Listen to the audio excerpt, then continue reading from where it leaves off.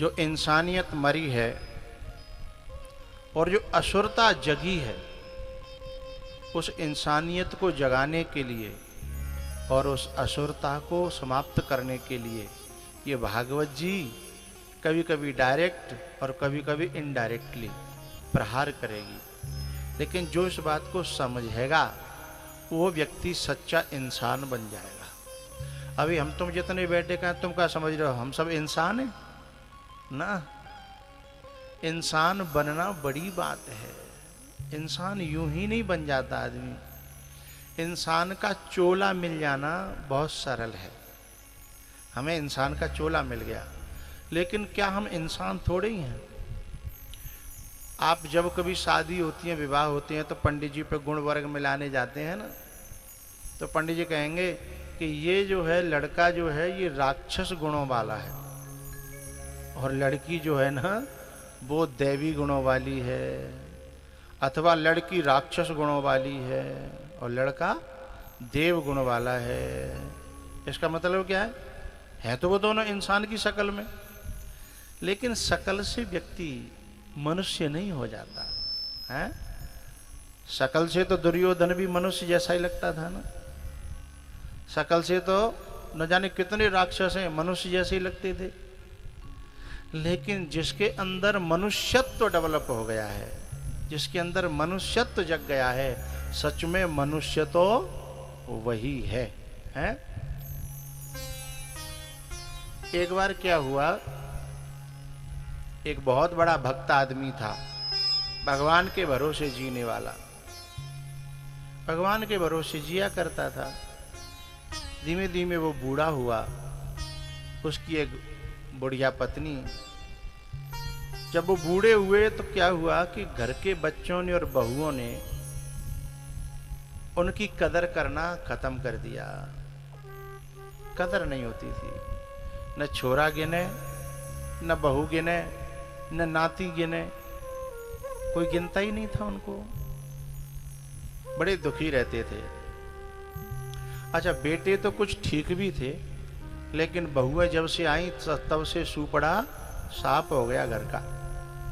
कलेश रहने लगा, विद्रोह रहने लगा, अशांति रहने लगी जब से बहुएं आई। भाई देखो, मैं कथा कह रहा हूँ, कहो कि घर में ऐसी बहुएं आई हो तो बुरा मत मानना, है ना? हमारा काम तो कथा कहने का है। तब से बेचारी जो बुढ़िया थी वो जी तो रही थी, पर जीने में मन नहीं लग रहा था। तो अब जो बड़ा बूढ़ा था ना, उसने मन में सोचा कि ऐसी जिंदगी से तो मर जाना ज्यादा बढ़िया है ना? तो वो घर से निकल पड़ा, लेकिन भगवान के भरोसे रहता था, भगवान का भक्त था, इसलिए भगवान उसका सहायक था। भगवान का सहायक होने के कारण, भगवान के सहायक होने के कारण ऐसा हुआ कि रास्ते में जब वो जा रहा था तो एक पेड़ के नीचे जाके बैठा। पेड़ के नीचे जाके जब बैठा, उस पेड़ पर एक गीध बैठा था।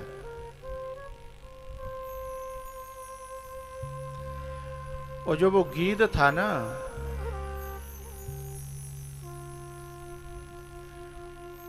उस गीध ने अपनी पत्नी थी, उससे कहा कि मैं बहुत दूर दूर तक घूम के आया हूं, पर क्या करूं, यहां कोई मनुष्य की लाश नहीं मिली। वहां क्या हुआ था कि युद्ध हुआ था छोटा सा, उसमें बहुत लोग मरे पड़े थे। वो वहां पर मांस खाने आए थे, लेकिन वो बोला कि यहां कोई मनुष्य की लाश नहीं मिली।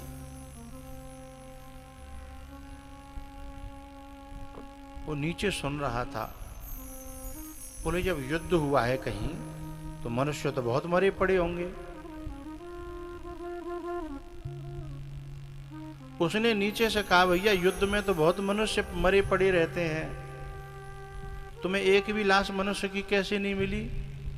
बोले नहीं नहीं, वो शकल के मनुष्य नहीं। बोले तो स्वभाव के मनुष्य, कैरेक्टर के मनुष्य, हृदय के मनुष्य हैं, ये जब मिलते हैं तभी हम लोग उनको खाते हैं। अच्छा, बोले हाँ। तो भैया कैसे मालूम पड़ता है कि ये मनुष्य है और ये कोई और है?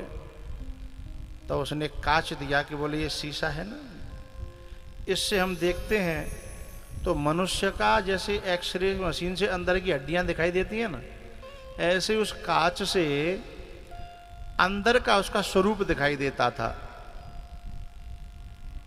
तो बोले कि भैया इसका मतलब यह है कि मेरे घर में शायद मनुष्य नहीं थे, इसलिए इतनी चाँचें चैंचें होती थी। क्यों भैया, जा कांच को हमें दे सकोगा तुम? बोले हाँ दे सकते हैं, हमारे पास तो बहुत सारे कांच हैं। बोले ठीक है।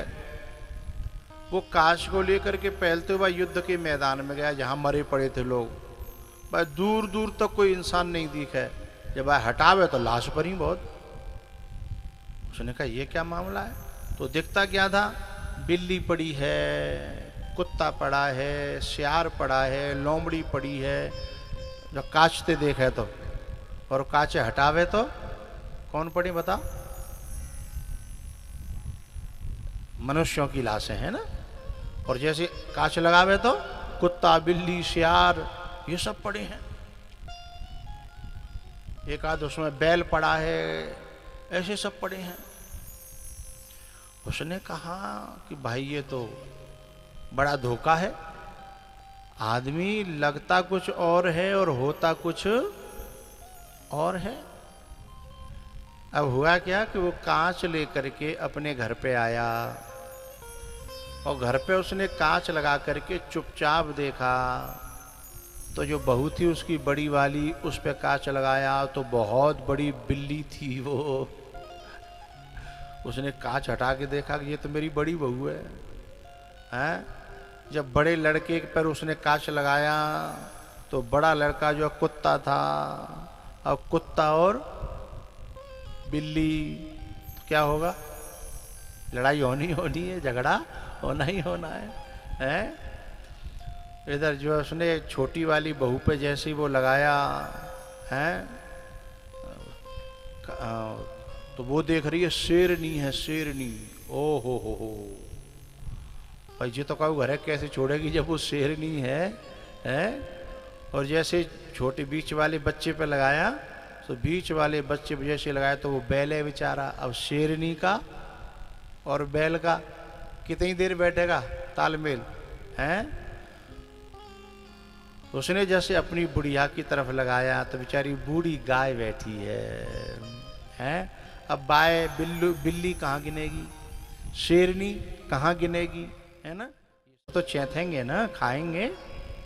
इसलिए उसकी समझ में आ गया। उसने उसी समय निर्णय कर लिया कि इनमें गुजारा होने वाला। उसी समय उसने अपनी बूढ़ी गैया को बुलाया कि चल। बोले कहाँ? बोले जहाँ कहीं इंसान बसते हो, हैं? जहाँ कहीं मनुष्य बसते हो वहाँ जीवन कट जाएगा। इनमें बिल्लियों में, शेरनियों में हमारा जीवन कटने वाला।